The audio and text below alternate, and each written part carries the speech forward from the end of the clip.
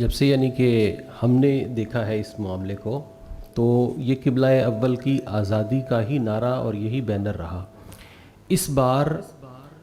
جب تک یہ نعرہ رہا کہ قبلہ اول کی آزادی، تو اس وقت تک ویسٹ نے اس کو کوئی سیریس بھی نہیں لیا۔ اس بار اس کو ایک انسانی المیہ کے طور پر دیکھا گیا، تو ویسٹ میں بھی یہ سمجھ لیجئے کہ مسلمانوں سے زیادہ احتجاج وہاں ہوا کہ ہم اپنے مذہبی بینر کے لیے اتنے جذباتی نہیں تھے جتنے ویسٹ والے انسانی بینر کے لیے ہیں۔ تو یہ بھی ایک المیہ ہے کہ ہم مذہب کے حوالے سے جب اس کو دیکھ رہے ہیں، اور ہمیں دیکھنا بھی چاہیے، لیکن ہوا یہ ہے کہ جب برصغیر میں جلی نوآبادیاتی نظام تھا، تو اس وقت فتنہ انکار جہاد پر فکری طور پر کام کیا گیا، کتابیں لکھی گئیں اور لوگوں کے نظریات میں اس کو داخل کیا گیا۔ پھر 47 کے بعد جب خفی نظام نوآبادیاتی نظام، کیونکہ جلی اور خفی یہ وہ نظام وہی ہے، اگر ہم اس کو دوسرے طرف سے دیکھتے ہیں تو اپنے آپ کو دھوکہ دینے والی بات ہے۔ تو جب یہ مخفی طور پر نوآبادیاتی نظام آیا، تو اس کے بعد ہم دیکھتے ہیں کہ وہ جو چیز فکر میں داخل کی گئی تھی، اس کا اصل میں فکری طور پر بہت زیادہ رد کیا گیا۔ تو اب غیر محسوس طریقے سے جو فتنہ انکار جہاد عملی ہے، وہ ہم میں اتنے اچھے یہ سمجھیے بینرز کے ساتھ یا لیبل کے ساتھ اس کا سمجھے کہ انجیکشن لگا دیا گیا کہ وہ ایک بہت غیر محسوس طریقے سے، اور ہم عملی طور پر جہاد کی فکر سے پیچھے ہٹنے کو معیوب نہیں سمجھ رہے، اور یہ سمجھا جائے کہ جو عملی طور پر فتنہ انکار جہاد کے علم بردار ہیں، وہ اگرچہ اس چیز کا نام نہیں لیتے، لیکن مسلمانوں کی افرادی اور سورسز کی جو پاور کا مرکز ہے،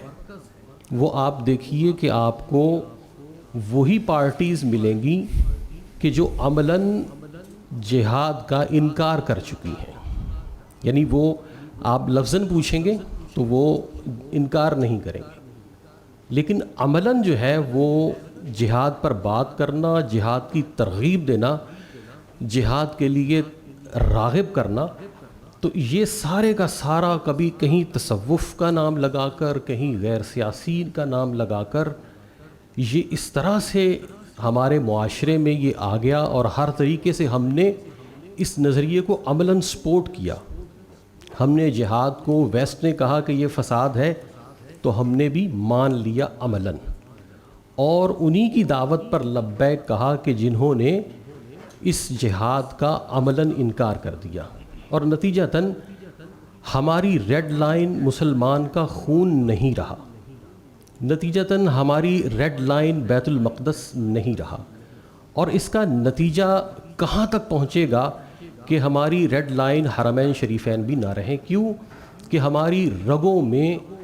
عملاً فتنہ انکار جہاد راسخ ہو چکا، ہم اس کو اپنا چکے۔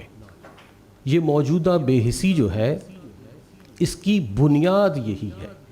کیونکہ وقت کرتا ہے پرورش برسوں، حادثے ایک دم نہیں ہوتے۔ یہ جو ہٹ دھرمی کا، بے حسی کا ہم ماتم کر رہے ہیں، یہ ابھی کا نہیں ہے، یہ سال ہا سال کی محنت کا نتیجہ ہے۔ یہ انکار جہاد عملی، یہ ہمارا اپنے ہاتھوں خود اپنایا ہوا اور بہت مزین کر کے ہم نے اپنے سمجھے جسم پر، اپنی روح پر، اپنی فکر پر سجایا ہوا وہ تمغہ ہے کہ جس نے عملاً دلوں کے اندر امت کا درد ختم کر دیا۔ امت کی بجائے ہم ان عملی